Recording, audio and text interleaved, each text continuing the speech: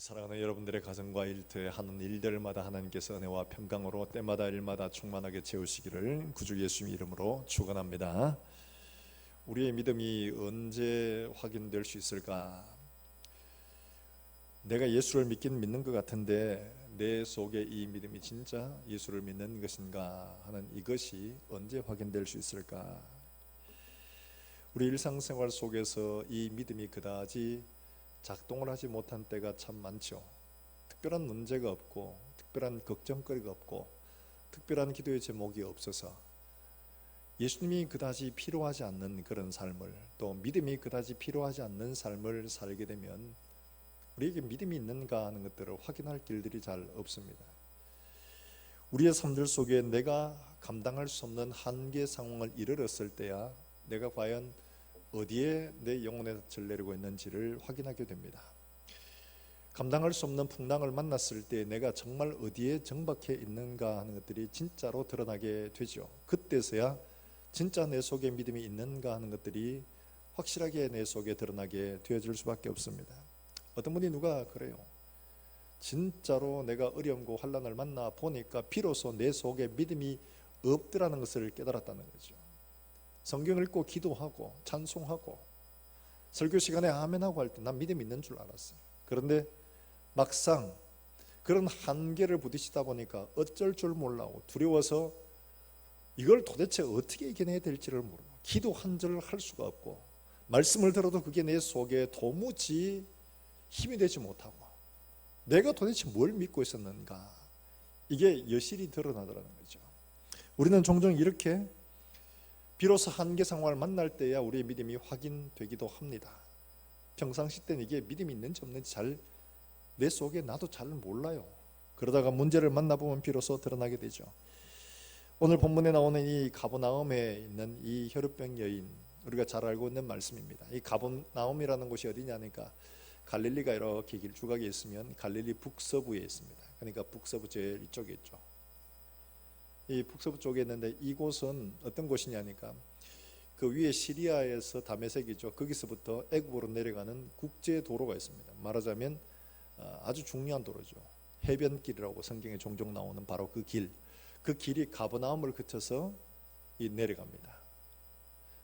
그만큼이 가버나움이라는 곳이 아주 중요한 이런 도시입니다. 그래서 이곳에 군대 주둔지가 있어요. 그래서 백부장이 있는 겁니다. 이곳에 굉장히 중요하기 때문에 세금을 거두고 보내야 하는 아주 중요한 관청이 있습니다. 그래서 세리가 있죠. 그곳에 바로 마태가 여기서 부름을 받게 됩니다. 근데 지금 본문의 상황은 이 가버나움에서 예수님이 사역을 하시다가 또 저쪽 밑에죠. 정반대편 동남쪽에 있는 가다라 지방에 가셨다가 돌아온 바로 거기입니다. 예수님의 나시고 또 자라신 곳이래요. 나사렛이죠. 나사렛 사람 이렇게 부르죠. 나사렛은 어디냐? 이 가버나움부터 쭉 내려와서 갈릴리를 지난 다음에 내륙의 시골 동네입니다. 조그마한 동네예요. 근데 이 가버나움이라는 동네는 대도시입니다. 뭐 우리가 지금 생각하면 대도시하고 개념은 완전히 다르죠. 이때는 15,000명에서 한 2만 명 정도가 살았다고 하는데 이때 당시에는 시골 동네가 이런 동네가 없었습니다. 15,000명, 2만 명 모이면 이건 완전히 대규모 국제도시나 마찬가지인 그런 동네예요.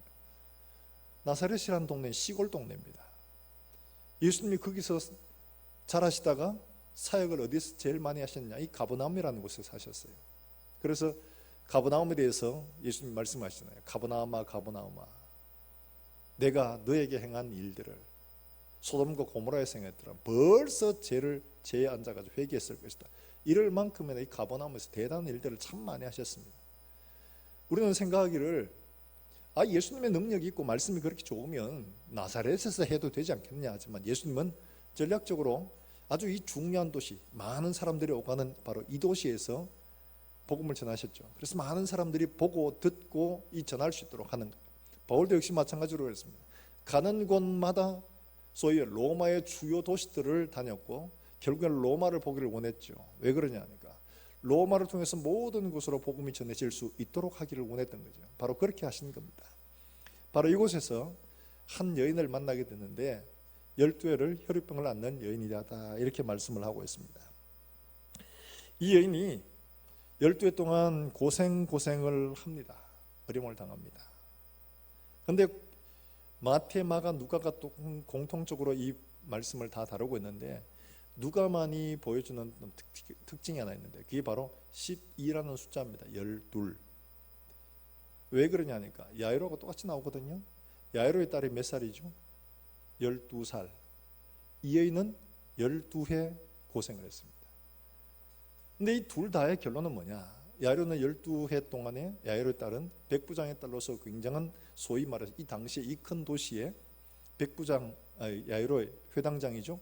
그 딸로 소위 말하는 행복한 삶을 살았습니다. 굉장히 잘 살았죠. 아버지 후궁을 입고 행복한 삶을 살았지만 그 결론은 어떠냐? 죽음입니다. 문제를 해결할 수 없는 죽음. 그걸 만났죠. 이 여인 12해 동안 고통과 고난의 시간을 보냈습니다. 그 결과는 어떠냐? 역시 마찬가지로 죽음입니다. 이 둘 다가 공통적으로 12해 동안에 한 사람은 행복하고 한 사람은 고통을 당했지만 결국에는 이 두 사람의 공통적인 결론은 다 죽음이라는 건데 이 둘 다의 결론이 이룰 수밖에 없는 곳에서 둘 다가 한꺼번에 예수님을 통해서 둘 다가 해결을 받는 거예요. 이 12이라는 것은 완전한 숫자죠. 이스라엘 12지파, 예수님의 12제자, 완벽한 숫자입니다. 충만한 숫자입니다. 그만큼 고통의 완전한 숫자, 행복의 완전한 숫자라도 결국에는 삶의 결론은 죽음이다. 고통이다 이거죠.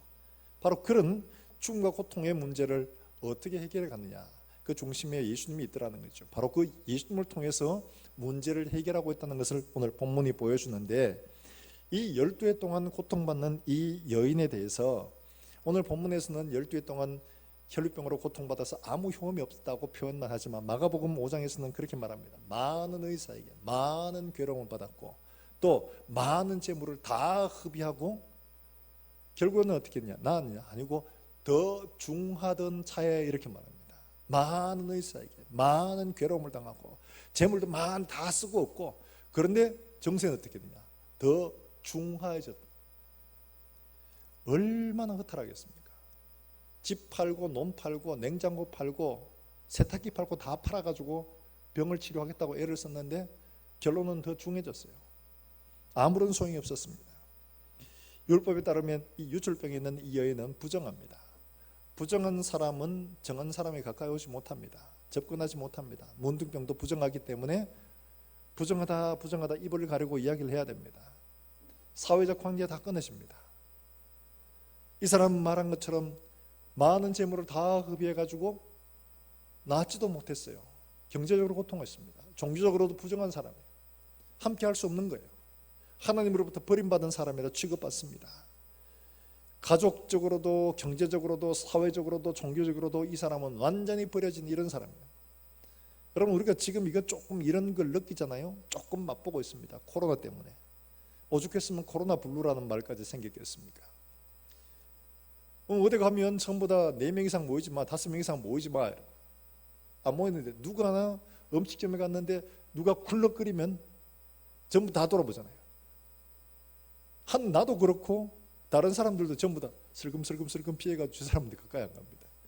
관계가 안 됩니다. 그러다 보니까 지금 어떤 문제가 생기냐니까 가장 크게 피해를 보는 사람이 누구냐? 애들. 한창 말을 배워야 하는 나이에 있는 아이들. 유치원생들이죠. 그 다음에 공부를 해야 되는 중학생들, 요때 제일 힘들다는 거예요. 지금 대학교 작년에 들어간 애들은 대학 생활이 없어요. 지금 2년 동안 뭐 학교도 제대로 못 가보고 친구도 못 사귀고 막 이래요. 아이들을 교육하는 사람들은 갑니다. 한창 언어를 배우고 사회생활을 배워야 될 유치원생들이 서로 간에 같이 못하고 떨어져야 되고 같이 놀지를 못해요. 이런 상황이라는 거예요. 힘들죠. 이 여인에 비하면 아무것도 아니지만 우리는 잠깐 이런 코로나라는 이것 때문에 사회적으로 소위 말해서 소외되고 어려워지는 게 어떤 것이라는 걸 조금 맛보게 되는 겁니다. 바로 이런 어려운 문제를 가지고 있던 사람이었어요. 근데 그가 예수님께 나와서 고침을 받는데 이런 사람이 오랜 기간 동안 고통을 받고 어려움을 만나다가 예수님께 나오는데요. 마가복음에서는 특별히 뭐라고 하느냐? 오늘 본문에서는 이 표현이 없습니다만 마가복음 5장 27절에서는 예수의 소문을 듣고 이렇게 예수의 소문을 듣고 예수의 소문을 듣고 그리고 예수님께 뒤로 와서 그의 옷가를 만졌다고 이렇게 종합하면 이런 겁니다. 이 사람은 지금 예수님의 소문을 들었어요. 이미 가버나움에서 많은 일들을 하셨고 이 지방에서 사역을 하고 놀랍게 일을 하시다가 길 건너편, 이제 바다 건너편이죠. 갈릴리 건너편에 거라사 지방의 그 정말 아무도 제어할 수 없는 이런 사람들의 이야기를 듣고, 야 정말 대단하다. 그러니까 사람들이 전부 다 기다렸던 겁니다. 예수님 오시기를 다 기다리고 있었어요. 그럴 만큼이나 이야 정말 대단하다. 이런 상황에서 이 여인은 예수님의 뒤로 가서 그의 옷가를 만지게 되는 이런 일, 그리고 소위 말해서 생각지 못한 놀라운 일들을 경험하게 됩니다. 때로는 우리는 그렇죠. 나 자신이 나만 알고 있는 고통의 문제, 다른 사람이 알기를 바라지 않는 이런 문제들을 가지고 신음할 때가 있습니다. 이걸 누구에게도 드러내기를 싫어해요. 나만 알고 있는 이런 고통의 문제를 가지고 해결책을 찾는데 이 해결책이 보이잖아요. 이야기를 듣고 누구에게 가보고 뭘 해보고 했는데 시간만 낭비하고 물질만 낭비하고 얻는 해결책을 없는 이런 고통의 문제를 가질 때가 없지 않아 있습니다. 살다 보니까 목회를 하다 보니까요, 그런 일들이 참 많더라고요. 저 사람에게는 저 집엔 진짜로 부부 뭐 괜찮고 경제적으로 괜찮고 자녀들 다 괜찮고 아무 문제 없겠다 싶은데 가서 보니까 안 그렇더라고요. 말을 못해요. 멀쩡하게 다 그렇게 와가지고 교회에서 예배 드리는데 어떤 분들 같은 경우는 구제를 받아야 될 분들도 있어요. 아무한테도 얘기를 못합니다. 교역자 많아요. 그런 사람이 있어요. 우리는 때로 이렇게 정말 누구에게도 말하지 못할 이런 고난의 문제를 가지고 혼자 씨름하고 신음할 데가 없잖아 있죠. 오늘 이 여인은 그런 문제를 가지고 예수님께 와서 앞서 나타나지 못하고 뒤로 가서 그것도 옷가에다가 겨우 손을 대가지고 고침을 받는 이런 일들을 경험하게 됩니다. 이 일들은 우리에게 이처럼 우리가 이런 문제를 가지고 있어도 어떻게 하면 이런 놀라운 일들을 경험할 수 있을까? 이 여인이 가지고 있는 믿음이 도대체 어떻길래 그런 놀라운 일들을 할 수 있을까? 이걸 우리에게 말씀을 해 주시는 거잖아요. 여러분, 이거는 오늘 나오는 이 사건은 단지 이 사건에만 그치는 것이 아닙니다. 여러분, 마태복음 14장 34절에서 36절 한번 찾아볼까요? 이 여인의 사건 이후에 특별히 기록된 말씀인데 이 말씀이 무엇을 의미하는가를 보여주고 있는 말씀이기도 해요. 마태복음 14장 34절에서 36절 말씀이요. 같이 한번 읽어볼까요? 34절입니다. 시작. 그들이 건너가 게네사렛 땅에 이르니 그곳 사람들이 예수신 줄 알고 그 근방에 두루 통제하여 모든 병자를 예수께 데리고 와서 다만 예수의 옷자락이라도 손을 대게 하시 관관이 손을 대는 자는 다 요게 독특하게 기록되어 있는 말씀입니다. 여기 게네사렛 땅에 이르니 게네사렛이 어디냐 하면 바로 이겁니다. 갈릴리 바닷가에 있는데요, 갈릴리 바닷가의 서쪽 편에 있습니다. 그 위에가 가버나움이고 게네사렛이 있고 그 밑에가 디베라라는 곳입니다. 그러니까 이 전부 다 위에 지금 있었던 가버나움, 그 다음에 게네사렛, 밑에 디베라 다 해안에 있는, 얼마 멀지는 않습니다. 그러니까 이곳은 지금 가버나움에서 있었던 이 여인의 사건으로 말미암아서 그렇게 해도 되는구나 하는 이런 소위 말해서 소문이 다 퍼진 거죠. 그러니까 오늘 본문에 나오는 게네사렛 땅에 예수님께서 이르시니까 예수신 줄 알고 소문을 다 내가 사람들을 데리고 온 다음에 다들 어떻게 해요? 믿음으로 한 게 아니고 전부 다 뭐라고 합니까? 그곳에 모여가지고 다만 예수의 옷자락이라도 손을 대게 하시기를 간구하니 그리고 손을 대는 자마다 다 나았더라. 특별한 이런 게 없습니다. 달리 말하면 이 여인의 행한 행동들은 그 다음에 다른 사람들에게 믿음에 굉장한 영향을 미쳤다는 거죠. 이렇게 해도 하나님이 일하시는구나 하는 것들을 보여준 사건이고 그게 증거가 되어 수많은 사람들이 그렇게 또한 따라갔다는 것을 보여주는 말씀이거든요. 오늘 어떻게 해서 이런 것들을 배울 수가 있을까? 오늘 먼저 생각해 볼 것은 바로 이겁니다. 먼저 44절 말씀해 보면 이렇게 기록하고 있죠. 같이 한번 읽어볼까요? 44절입니다. 시작. 예수의 뒤로 와서 그의 옷가에 손을 대니 혈루증이 즉시 그쳤더라. 이 뒤로 왔다 하는 것은 사실 이거는 정면으로 나설 수 없는 그런 상황을 의미합니다. 달리 말하면 굉장히 위험하다는 것을 말하죠.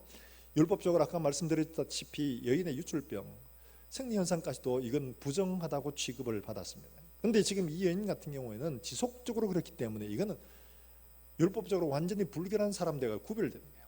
가족으로부터도 완전히 구별될 수밖에 없습니다. 사회관계도 마찬가지죠. 주변에 지인도 없습니다. 12회 그랬으면 남아나는 게 없습니다. 바로 그런 상황이에요. 여자가 남자를 접촉을 하기 위해 나선다, 돌맞아 죽습니다. 특히 부정한 사람이 사람들 섬에 끼어가지고 이렇게 한다, 돌맞아 죽습니다. 절대로 불결한 사람이 정함을 입지 않고 무리 가운데 섞여서 부정을 퍼뜨리면 죽습니다. 레위기가 그렇잖아요. 정한 것과 부정한 것을 정확하게 구별해내고, 너희는 이렇게 정결하라고 말하는 게 레위기인데, 하나님의 성전이 있고 제사장이 있고 레위인들이 있고 거기에 쭉 이렇게 퍼져 있는 이 계급 체계가 정결에 관한 거예요. 그러니까 이 사람은 그렇게 함부로 나설 수 있는 사람이 아니에요. 그런데 여기 무리 가운데 끼어가지고 겨우 뒤로 돌아가서 그리고 옷가에 손을 댔다. 이거 굉장히 위험한 일입니다. 특별히 거기에 보면 옷가에서 옷가에 손을 댔다고 하는 말이 나오죠. 위에서 옷가에 여기만 나옵니다. 다른 데는 옷이라고 펴요.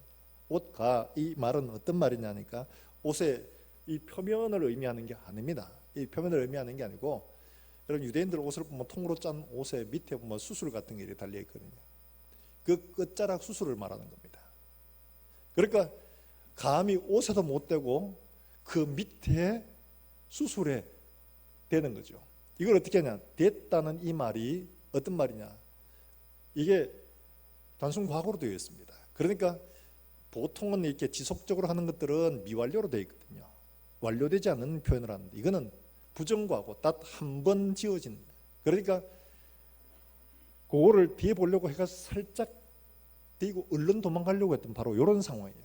그림이 그려지시죠? 막 밀고 밀리고 하는 이 상황에 어쨌든 간에 막 곧 조금 더 해봐야지, 옷에는 가에는 못 대고 꽃머리에 살짝 한번 더 해봐야지 이래가지고는 싹 대고 얼른 도망가는 이런 모습인 거예요. 이 여인의 마음을 여러분 이해하시겠죠? 이거 들키면 큰일 난다는 거예요. 들키면 큰일 나요. 들키지 않게 얼른 살짝 대고 도망가려고 하는 이런 상황이었다는 거죠. 자, 이렇게 위험한 상황 속에서 예수님께 나와서 바로 이런 일을 행한 것, 바로 이것은 뭐냐? 이 사람이 보여주는 믿음이라는 것은 위험을 뚫고 가지 않으면 안 되는 거죠. 달리 말하면 위험하지 않는 믿음이라는 게 없다는 거예요. 여러분, 믿음이라는 것은 어떤 상황이 드러납니까? 모든 것이 다 보여지고 다 계산되고 다 확인되어져 가지고 이렇게 될 것이다, 이렇게 되는 것은 믿음이 필요할 리가 없습니다. 그냥 하면 됩니다. 믿음이라는 것은 히브리서 11장 1절에 말한 것들은 바라는 것들의 실상이요, 바랄 수 없는 거죠. 그 다음에 보이지 않는 것들, 이게 어떻게 될지 아무도 알 수 없는 그런 것들이에요. 보이지 않는 것들의 증거라고 말할 만큼, 다시 말하면 믿음이라는 것은 보이지 않고 바랄 수도 없고 기대할 수도 없는 불가능한 상황 속에서 작동하는 게 바로 믿음이라는 거예요. 그런 상황이니까 당연히 위험하죠. 이 여인 같은 경우에는 자기의 정체가 드러나기만 하면 너 부정한 여인이네 이러면 죽는 겁니다. 감히 남자의 몸에, 그것도 예수님의 몸에 손을 대다니, 자기는 자기를 얼른 가리고 뒤로 와가지고 누군지도 모르게 그냥 살짝 대고 가보려고 애를 썼던 바로 이런 모습이 그대로 드러나는 거죠. 우리가 가지고 있는 믿음들 언제 작동하느냐? 바로 위험한 상황 속에서, 두려운 상황 속에서, 불안한 상황 속에서 바로 그때 믿음이 드러날 수 있다는 것을 우리에게 말씀을 해주고 있는 거죠. 스칸디나비아에 거친 바다가 바이킹을 만들었다는 말이 있습니다. 북대서양 쪽에 스칸디나비아죠. 이 바다가 굉장히 거칠다고 합니다. 근데 여기에 모험과 또 이런 여행을 좋아하는 이런 사람들이 너무 환경이 거치니까 다른 곳으로 정착해 가기 위해서 영국과 프랑스와 스페인과 심지어 아프리카까지 내려왔다고요. 이 사람들이 파도를 잘 이겨내기 위해서 배를 만들었는데 이 배를 노르라고 한답니다. 이 배를 만들어서 이런 항해를 해서 소위 말해서 영국, 프랑스, 스페인, 심지어 북아프리카까지도 이 사람들이 가서 정착을 했다고 그래요. 물론 우리가 알기로는 바이킹이라면 해적질이에요. 해적. 그러지 않고는 살 수가 없는 이런 환경이에요. 정상적으로 살아갈 수 있는 그런 환경이 되지 못하다 보니까 이렇게 하는 거죠. 육지에 도착하면 이 사람들에게 요리되는 음식이 있습니다. 이 사람들이 이제 육지에 도착하면 뭐 약탈한 거나 뭐 그동안 그 빼앗아 왔던 거나 뭐 이런 거 가지고 쫙 펼쳐놔 놓고 이렇게 딱 먹어요. 이걸 바이킹 음식이라고 하는데 일본에서는 바이킹 음식이라고 이렇게 한다고 해요. 이게 프랑스 사람은 뭐라고 했냐, 이걸 갖다가 뷔페라고 이야기하는 거예요. 우리가 먹는 뷔페가 바로 바이킹 음식이라는 거예요. 쫙 차려놔 놓고 그냥 거하게 먹는 거 바로 이거죠. 그렇게 먹었다고 해요. 대항해 시대에 목 많은 사람들 죽음의 두려움을 넘어서 어디로 갈지 모르고 어떻게 될지도 아무도 모릅니다. 단지 나침반 하나 가지고 음식 싣고 가는데 어디로 갈지 몰라요. 그런 사람들의 위험과 모험을 했기 때문에 아메리카 대륙이 발견되고 남극과 북극이 발견될 수 있었던 거예요. 그런 사람들이 없었으면 우리가 지금 알고 있는 지구는 아직은 없을 수도 있습니다. 다 여기에만 안전하게만 거하고 있다면 모르죠. 당연히 알 수가 없죠. 달리 말하면 우리 삶에 있어서 믿음이라는 것이 작동하는 것은 위험한 일들, 두려운 일들, 피하고 싶은 그런 일들 속에 믿음이 작동하게 되면 우리는 새로운 세계를 만들어갈 수 있다는 것을 말하는 거죠. 하나님이 아브라함을 불러내셨습니다. 아브라함이 안전한 곳에 거한다면 갈대아 우르에 떠날 필요가 없는 겁니다. 당시에 갈대아 우르는 문명의 발상지입니다. 이 가나안 촌동네하고는 완전 다른데요. 거기에 살지 뭐하라고 이 시골까지 들어오겠어요? 뭐가 있다고요? 갈 필요가 없죠. 완전하게 위험한 일들을 행한 겁니다. 다윗은 또 어떻습니까? 그냥 양치고 편안하게 거하고 하면 됩니다. 뭐 사자나 곰이 오면 굳이 싸워야 될 이유가 없어요. 양 한 마리 주고 치워버리지. 내 목숨이 더 안전하게 보존되는 게 중요하잖아요. 그런데 그 양이나 이걸 지키기 위해서 사자가 덤벼들고 곰이 덤벼들면 그들과 맞서 싸워서 찢어버리고 이런 것들은 목숨 걸고 하는 일들입니다. 그러기에 골리앗을 만났을 때도 위험한 그 일들을 행한 겁니다. 아무도 나서잖아요. 전문가들 전부 다 군인들이잖아요. 전부 전쟁을 해본 군인들이 아무도 나서지 않는 그 상황에서 양치다가 와가지고 그 위험한 일들을 해요? 보통 사람도 아니고 골리앗이에요. 거기에서 믿음이라는 것이 드러납니다. 진짜 내가 누구를 의지하고 내가 진짜 누구를 믿고 갈 수가 있느냐, 이게 바로 그런 환경 속에 드러난다는 거죠. 믿음이라는 것은 이와 같이 위험하지 않는 곳에서는 드러나지 않습니다. 하나님을 찾아야 할 이유가 없는데요. 내 일하는데 아무런 문제 없고 내 건강 아무 문제 없고 내 자녀에 아무런 문제 안 일으키고 믿음을 필요로 해야 할 이유가 아무것도 없는 거예요. 하나님이 어디 필요합니까? 필요할 이유가 없어요. 사랑하는 여러분들, 오늘 이 여인이 이렇게 위험한 일들을 시도하고 나가는데 절박하기 때문에 그렇죠. 오늘 여기 나오는 이야기 가만히 보면 이렇게 드러나고 있습니다. 마태복음 5장 28절에 보면 이런 말씀이 있습니다. 본문엔 드러나지 않지만 마가복음 5장 28절 한번 보십시다.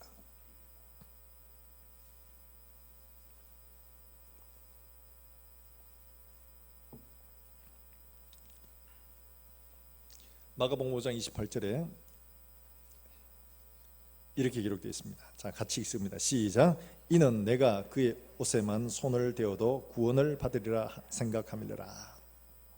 이게 예수님의 옷에만 손을 대어도 내가 구원을 받으리라 이렇게 생각을 했다고 되어 있죠. 오늘 본문에 나오는 이 이야기 가운데서 이게 생각함이라는 말, 이 말이 사실 원문 자체는 생각이라는 말이 안 나옵니다. 생각이라는 말이 안 나오고 어떻게 나오냐 하니까 여기에는 말하다는 레고의 현재 분사형인 이 쓰여 있어요. 엘레겐이라는 말인데 이 말을 쓰고 있습니다. 이 말을 쓰고 있다는 것은 이런 상황입니다. 지금 이 여인이 사람들을 막 밀고 당기고 하는데 뭐라고 하냐, 내가 옷가만 만져도 나을 것이다, 이렇게 중얼중얼 거리고 간다는 거예요. 이게 현재 분사로서는 계속 하고 있다는 거예요. 내가 옷가만 만져야지, 그러면 나을 거야. 내가 옷가만 손 만져도 나을 거야. 이러고는 지금 하고 있다는 거예요. 여러분, 이 사람이 지금 두려워하고 있다는 걸 말하잖아요. 이거 말 안 하면 이게 두려워요. 계속 이렇게 말하고 가고 있다는 걸 말하고, 생각하는 게 아니고 지금 입으로 말하고 있는 거예요. 이 두려운 상황을 이렇게 말하지 않고는 할 수가 없는 거예요. 내가 뭘 근거로 가느냐, 내가 옷가에만 만져도 내가 나을 수 있을 거야. 나을 수 있을 거야. 이러고는 가고 있죠. 이렇게 위험한 일들을 하는 것은 왜냐? 절박함 때문이죠. 여러분, 이 여인은 남은 게 아무것도 없습니다. 가정에 다 깨어졌고 재산 다 날라갔고 사회적으로 다, 종교적으로 다 아무것도 남는 게 없습니다. 절박하니까 움직이는 거죠. 우리의 삶들 속에 절박함이 없으면 하나님을 찾아야 할 이유가 없죠. 여러분, 아픈 분들, 여러분 조금 아파가지고 하나님을 찾느냐? 잘 안 찾습니다. 감기 걸려가지고 금식 기도하는 사람 누가 있습니까? 감기 걸리면 주여 낫게 해주세요. 약. 근데 이거 병원에 갔더니만 어느 날 아이고 이거 뭐 3개월 이러면 어떡합니까? 그러면 뭐 말하지 않아도 표현 다 못해도 교회 옵니다. 와서 무섭든지 말든지 간에 와가지고 막 절박해지니까. 저희가 중고등부 때 산에 올라가 기도하면 뭐 전도사님이 다 데리고 가. 야 산에 올라가. 조암산에 많이 갔거든. 그러면 전부 다 저 이래가 전부 다 이제 한쪽 놔두면 캄캄한데 그때 뭐 후라시가 잘 있었습니까? 후라시도 뭐 잘하면 한 개, 형은 2개밖에 없었는데 올라가면 그 기도하는데 하나님이 필요해서 부르짖은 게 아니고 무서워서 부르짖잖아요. 뭐 부시럭부시럭 끓으면 막 깜짝 놀라가지고 막 그 두려움을 이기기 위해 소리 지르는 거예요. 쫙 하면 무서우니까 그랬던 거죠. 여인도 그런 거예요. 절박하니까 예수님께 나와서 지금 이런 두려움을 뚫고 나가면서 내가 이것만 만져도 나을 수 있을까? 내가 이렇게만 해도 나을 수 있을까? 이러고는 지금 나가고 있는 거죠. 바로 그런 상황인 거죠. 여러분, 예수님을 만난 사람들 보세요. 소경도 어떡합니까? 예수님 지나가신다 이러니까 그래 이러면서 다윗의 자손 예수여 나를 불쌍히 여기소서 하잖아요. 시끄럽다 조용히 해라 이러니까 더 큰 소리를 합니다. 왜 그래요? 절박하니까 그런 거예요. 수로보니 여인 주여 내 딸을 불쌍히 여기주셔서 개들에게 주인의 떡을 주는 거 아니야 이런데도 맞습니다. 그런데 개들도 제 주인 대상에서 떨어지는 거 먹지 않습니까? 물러서지 않습니다. 갈 데가 없거든요. 절박하니까 하는 거예요.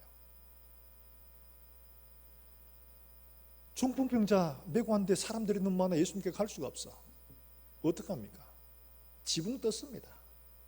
밑에 누가 다치든 말든 간에 절박하니까 하는 거죠. 우리의 삶들 속에 예수님이 절박한가요? 절박하지 않을 때가 너무 많아요. 예수님 교회 계세요. 나머지 우리 일주일 있다 올게요. 걱정하지 마시고 목사님하고 둘이 셋셋 하고 계세요. 일주일 있다 올게요. 이러고 올 때가 참 많잖아요. 일상생활 속에서 하나님을 절박하게 찾지 못하는 건 나 자신의 상태를 알지 못하기 때문에 절박함을 모르는 겁니다. 사랑하는 여러분들, 우리의 심령, 내 삶을 돌아보면 절박하지 않을 수 없어요. 거기에다가 이 여인에게 들려진 게 하나 있습니다. 바로 예수의 소문이라는 거예요. 소문. 절박한 사람들은 뭐라도 잡으려고 합니다. 전에 한번 말씀드렸는데 저도 고등학교 때 굉장히 인상 깊게 들었어요. 저희 가르치던 국어 선생님이에요.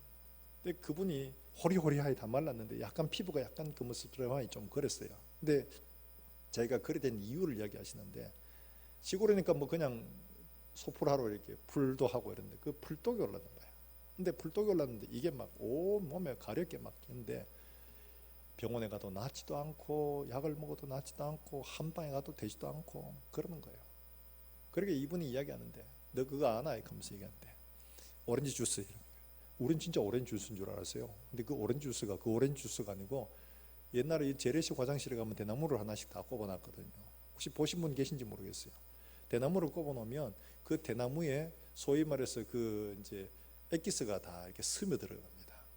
근데 그게 약으로 썼습니다. 그걸 이제 한 마디씩 잘라가지고 약으로 썼는데 한 마디를 잘라가지고 탁 쪼개놓으니까 진짜 야 노랗게 오렌지 주스 같더라. 그 맛은 어떻습니까? 그러니까 하시는 말씀이 맛은 진짜로 끝내주더라는 거예요. 근데 문제는 먹고 나서가 더 큰 문제라. 냄새가 안 빠지더라는 거예요. 입만 벌리면 아무리 양치질을 해도 안 되더라는 거예요.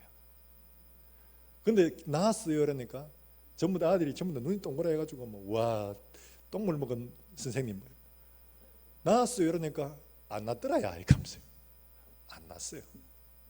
여러분 그것까지 먹으려고 하면 사람이 얼마나 절박하면 그렇게 할까요? 사람이 절박한데 그런 소문을 들으니까 하는 거죠.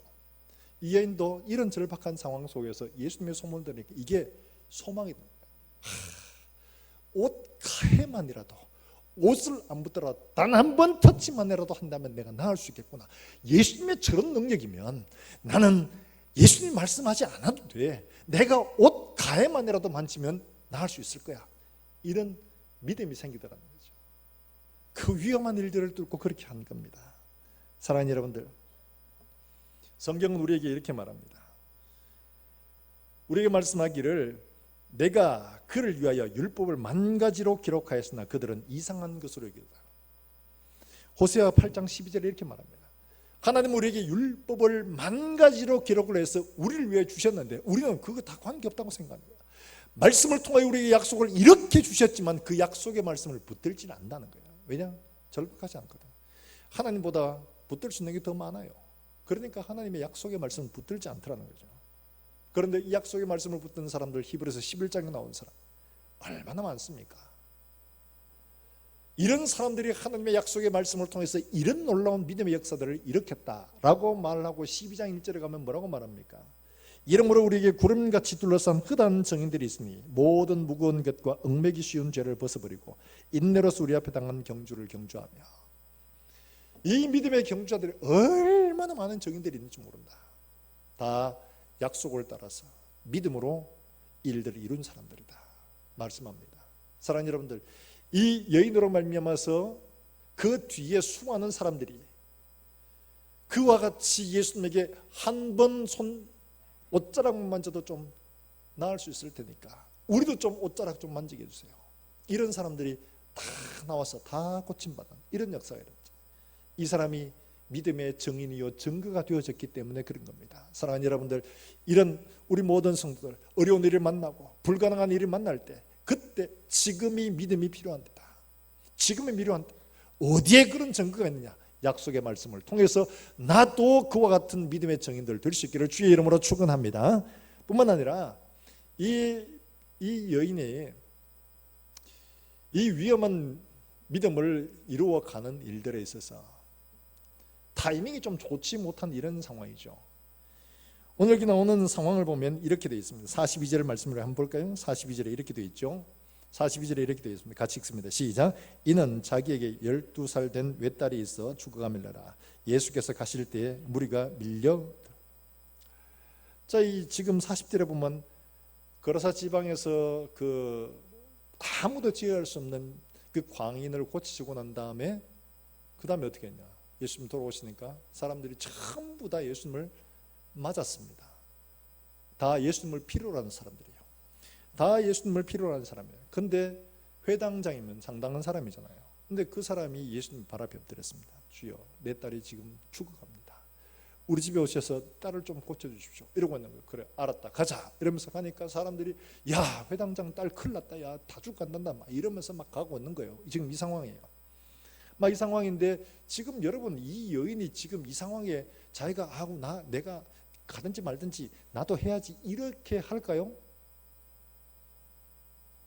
얼마 전에 지난해죠. 꼭 1년 됐네요. 6월 달에 이 전 국민의 공분을 일으켰던 사건 하나 있죠. 서울의 강동구의 한 도로에서 막 앰뷸런스가 왱왱왱 가는데 1차로로 막 가고 있는데 2차로에서 갑자기 택시가 쑥 나와가지고 추돌을 했습니다. 지금 병원에 급하게 가야 된다고 얘기하는데 그 최 씨라는 그 사람 뭐라고 하죠? 죽으면 내가 책임질게 이러면서 끝까지 보고 이거 뭐 협상하고 이거 교통사고 처리하고 하라고 막 했던 있잖아요. 결국 그 실려가시던 79살 된 이 분은 돌아가셨어요. 5시간 만에. 그래서 청와대 국민청원에 올라갔습니다. 무려 73만 명이 그에 참여했습니다. 엄벌해야 된다고. 여러분 지금 상황을 보세요. 이 상황은 똑같은 거죠. 지금 야이로의 딸이 죽어가고 있어요. 바로 그런 상황입니다. 그런데 거기 지금 예수님한테 뜨끔 만지다가 예수님이 누구야? 내 만진 사람. 야이로는 속 타죠. 그런데 이 여인이 더 이상 숨길 수가 없다고 생각을 해서 자기가 자초지종을 다 이야기합니다. 딸아 안심하라. 이러고 있는 찰나에 그때 어떤 일이 벌어지냐? 여러분 49절 말씀에 이렇게 되어 있습니다. 8장 49절 같이 읽습니다. 시작. 아직 말씀하실 때에 회당장의 집에서 사람이 와서 말하되 당신의 딸이 선생을 더 이상 괴롭게 하지 마소서 하거늘. 자, 여러분, 예수님께 따라 내 믿음이 너를 구원하였다, 평안히 가라 이렇게 하고 있는데 사람 와가지고 하는 말이 아유 어떡합니까? 딸이 그만 죽었습니다. 여러분, 이런 말을 하는 상황이 된 거예요. 그러면 이 여인의 마음은 어떤 마음이 들까요? 야이로는 어떤 마음이 들까요? 주변 사람들은 어떤 마음이 들까요? 저 여자 하나 때문에 그 시간을 놓쳐가 딸이 그렇게 죽은 거 아니냐? 하필이면 지금 이 시간에 해야 되냐 말이야. 나중에 해도 될 텐데 말이야. 네가 지금 급하냐? 얘가 지금 급하냐? 이 여인의 마음은 어떻겠습니까? 그 딸이 죽었다는 이야기를 들으면 털커덕 마음이, 내가 미쳤지, 나중에 해도 되는데 왜 하필 이런다고 해가지고 마음에 어떤 마음 들겠어요? 죽고 싶은 마음 들겠죠. 달리 말하면 지금 이 이야기는 우리는 믿음을 행사할 때 때로는 다음에 좀 더 문제가 없을 때, 여유가 있을 때 그때 믿음을 쓰고 싶어 합니다. 다음에 해야지, 지금은 말고 내년부터 해야지, 이런 마음이 우리 속에 듭니다. 왜냐하면 지금은 그럴 만한 상황이 아닌 것처럼 보일 때가 많아요. 이 여인도 지금 그렇죠. 지금 그렇게 나설 때가 아닌 것처럼, 지금 딸내미가 죽어간다고 위급하다고 지금 그의 집에 가는데 그 사이에 혹시라도 내 때문에 이런 문제가 생기게 되면 이거 어떡하나 이런데 실제로 그 일이 일어나 버린 거예요. 이 여인의 마음으로는 정말 진짜 미적팔짝 뛰겠죠. 그렇지 않겠어요? 나 때문에 이렇다고 이런 마음이 당연히 들지 않겠습니까? 바로 그런 상황인 거죠. 근데 이 마음이 우리 속에도 당연히 있을 수 있는데 예수님이 하시는 말씀을 보면 그게 아니라는 것을 우리에게 보여줍니다. 자, 50절 말씀에 예수님이 뭐라고 하시느냐, 이렇게 말씀하십니다. 같이 읽습니다. 시작. 예수께서 들으시고 이르시되 두려워하지 말고 믿기만 하라. 그리하면 딸이 구원을 얻으리라 하시고, 예수님이 이 말씀을 하시는 거예요. 예수님이 보시고, 야, 너 때문에 이런 거 아니야? 네가 지금 그렇게 났을 때냐?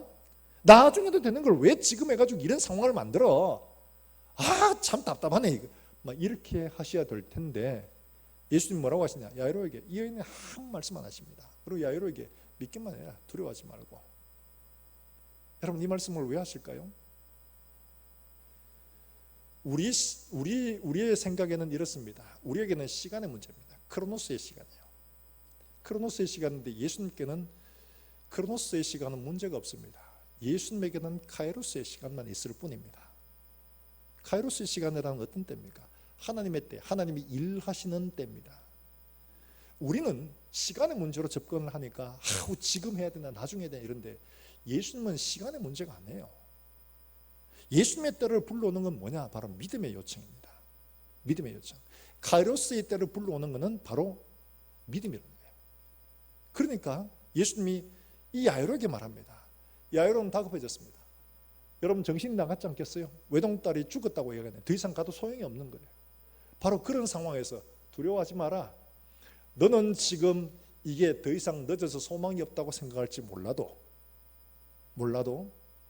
이거는 끝난 게 아니다. 왜냐하니까 사람의 시간 크로노스로는 끝났지만 하나님의 때 카이로스는 남아있다는 거예요. 달리 말하면 이 야이로에게, 믿기만 하라고 했지. 봐, 지금 이 여인도 이런 두려운 환경 가운데서 믿음으로 내 옷 가에 손만 대도 이 여인 고침 받았지 않냐? 뭘 그래 두려워하냐? 시간의 문제가 아니지 않냐? 지금 이걸 보여주시는 거예요. 지금 이걸 보여주시는 거예요.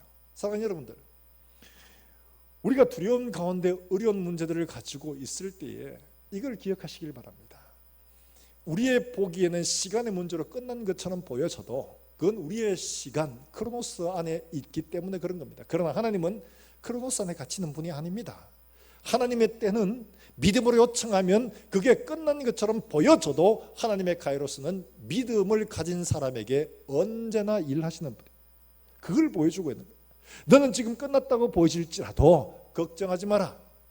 네게는 끝나도 내게는 끝난 게 아니다. 너의 문제가 되고 나의 문제라는 거예요. 믿음으로 요청하는 사람들에게는 얼마든지 카이로스의 때는 크로노스의 때와 다르다는 것을 말씀을 하고 있거든요. 사랑하는 여러분들, 바로 우리에게 이걸 말씀을 해주고 있습니다. 다음번에 기회가 있으면 더 좋은 때, 더 있을 때, 더 여유가 있을 때라고 말할지 몰라도 하나님은 바로 이 순간 믿음으로 하나님 앞에 나오는 사람들에게는 언제라도 그와는 상관이 없다라는 것을 말씀을 해주고 있는 거죠. 고린도서 6장 2절 말씀을 우리가 찾아볼까요? 고린도서 6장 2절입니다.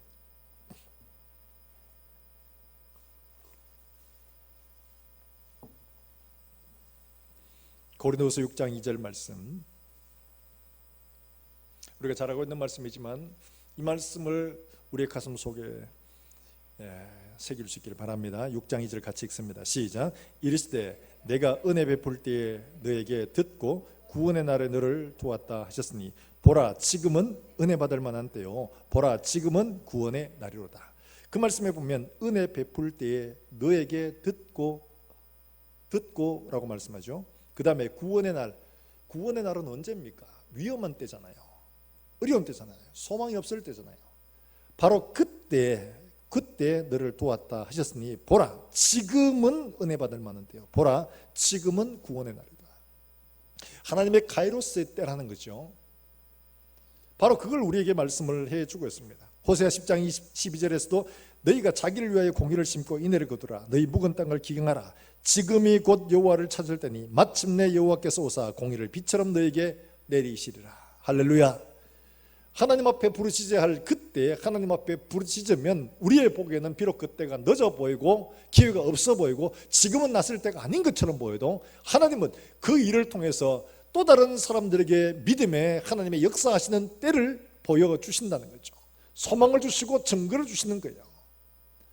낙심하고 도무지 안 될 것처럼 보이는 끝난 것처럼 보이는 그때에도 이 여인에게 행하신 것처럼 그 사람에게도 행하는 것들을 우리에게 보여주고 있는 겁니다. 그런데 이 때를 놓치는 사람들이 참 많습니다. 사도행전 24장에 나오는 벨릭스가 2년 동안 바울을 불러가지고 말씀을 듣습니다.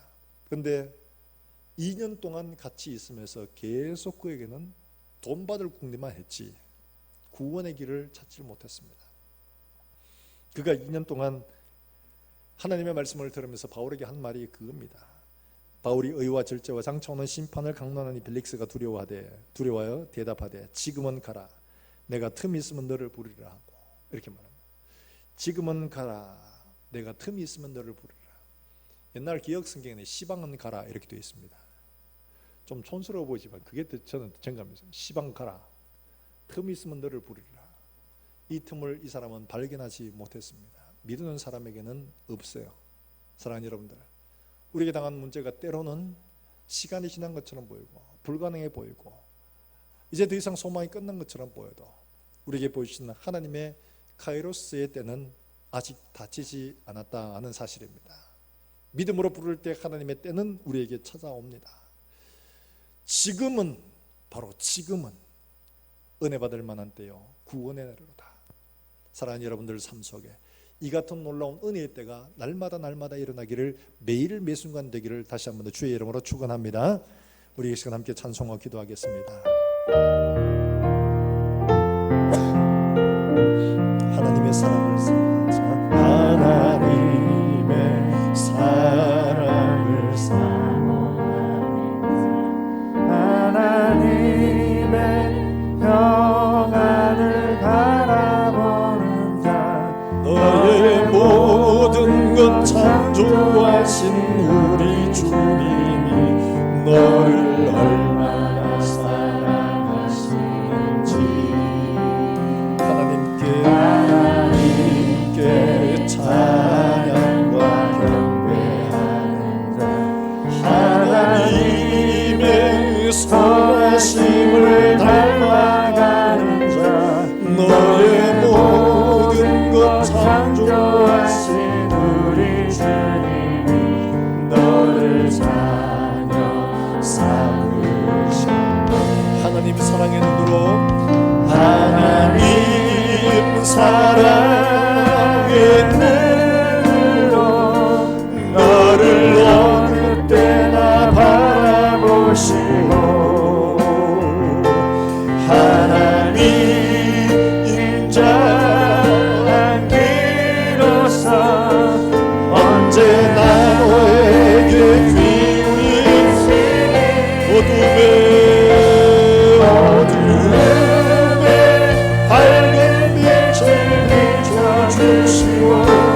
너의 자기 신음에 노는 나만이 너는 어느 곳에 있든지 주를 향하고 주만 바라보 하나님 사랑의 눈으로 하나님 사랑의 눈으로 너를 어느 때나 바라보시오 하나님 인자함으로써 하나님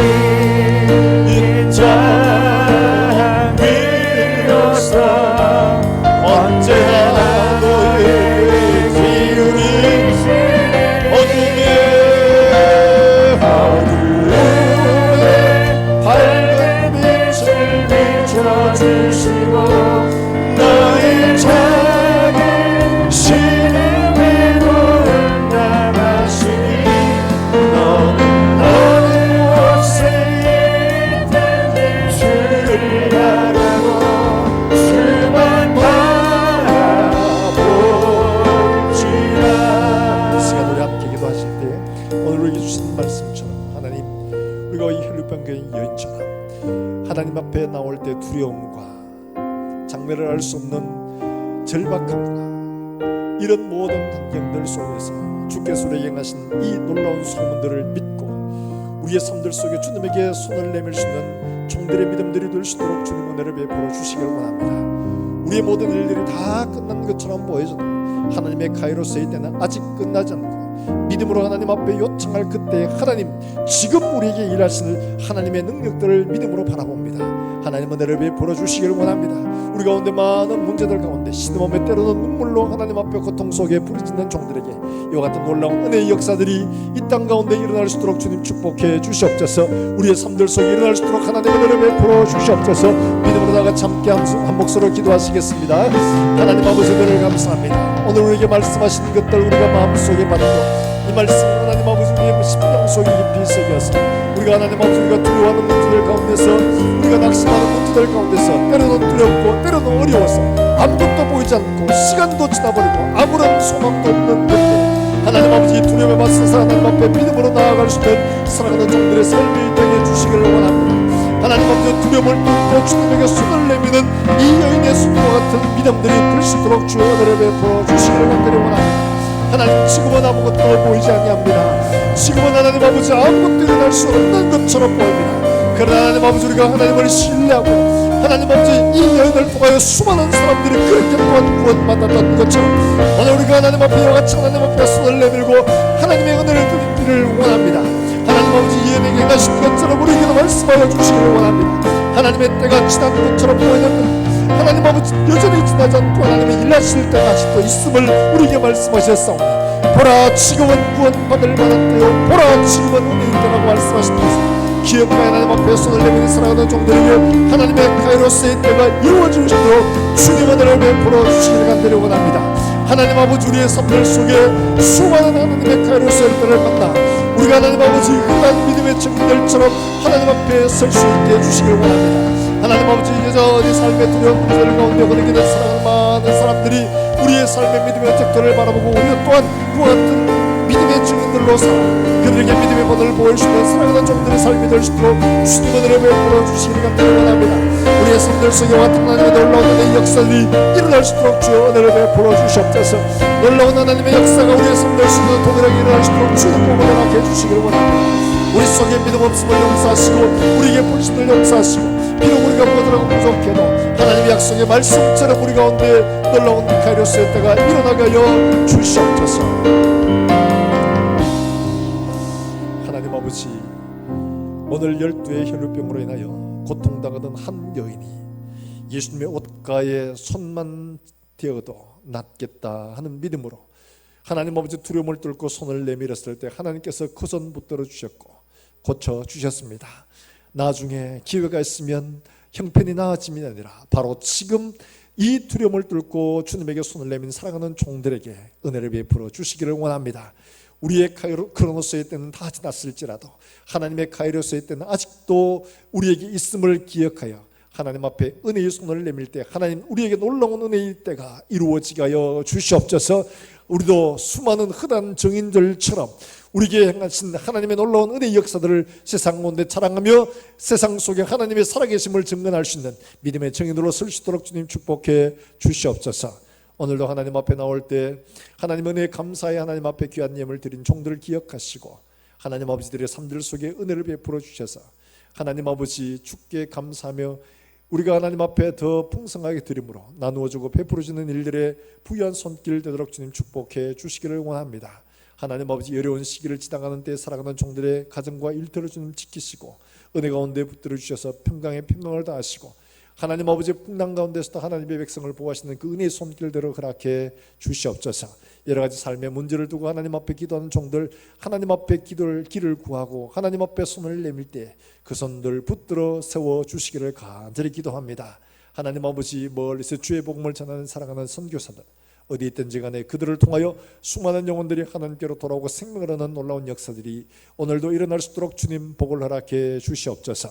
하나님 아버지 멀리 출타 있는 사랑하는 자녀들 어디 있든지 간에 함께 하시며 특별히 하나님 아버지 우리 주일학교 자녀를 위하여 하나님 아버지 말씀을 가르치는 교사들에게 축복하시고 이들을 통하여 들려주는 하나님의 말씀들이 우리 어린 심령들 속에 살아계신 하나님의 말씀과 능력이 되어져서 이들도 이 말씀처럼 놀라운 하나님의 역사를 경험하며 살아갈 수 있도록 주님 은혜를 베풀어 주시옵소서. 이들을 위해 준비하는 우리 교육관 주님께서 기억하시고 건물을 세우는 것이 아니라 사람을 세우고 이 모든 과정을 통해서 협력하여 사람을 세우는 아름다운 본을 우리 후손들에게 물려줄 수 있도록 주님 은혜를 베풀어 주시기를 원합니다. 또한 주간을 살아가는 종들의 걸음들 가운데 하나님 함께 하시며 우리의 걷는 걸음들마다 하나님 아버지 이와 같은 놀라운 역사들이 일어날 수 있도록 주님 축복해 주시옵소서. 살아계신 예수님의 이름으로 기도합나이다. 아멘. 하나님 말씀 묵상합니다. 시편 33편 12절 말씀. 여호와를 자기 하나님으로 삼은 나라 곧 하나님의 기업으로 선택된 백성은 복이 있도다. 아멘. 6월 출입자 체크 명단 여러분 주보를 참고해 주시기를 바라고, 저희 집 아들이 내일 군에 가게 됐습니다. 안 가려고 요리 빼고 조리 빼고 하다가 딱 끌려가지고 저는 거기 계속 있었으면 좋겠는데 하여튼 기도해 주신 여러분 감사를 드립니다. 예, 우리 다 일어나셔서 함께 찬송하겠습니다.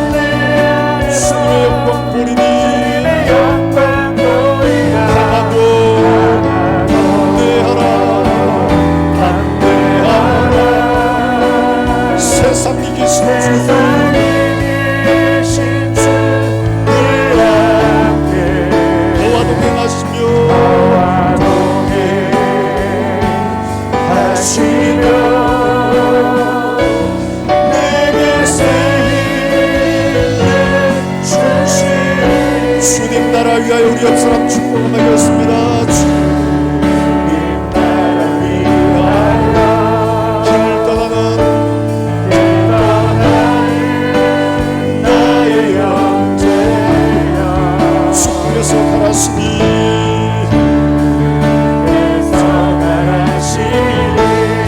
너는 가라 주 예수 이름으로 가라 주의 이름으로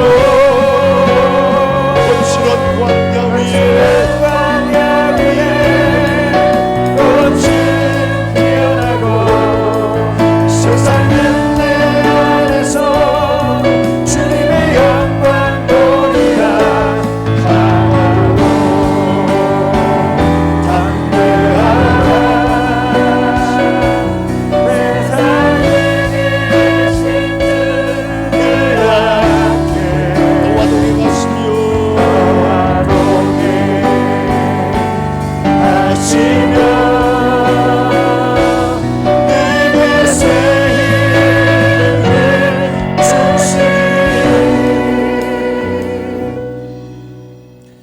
여호와는 내게 복을 주시고 너를 지키시기를 원하며 여호와는 그 얼굴을 내게 비치사 은혜 베푸시기를 원하며 여호와는 그 얼굴을 내게로 향하여 드사 평강 주시기를 원하노라.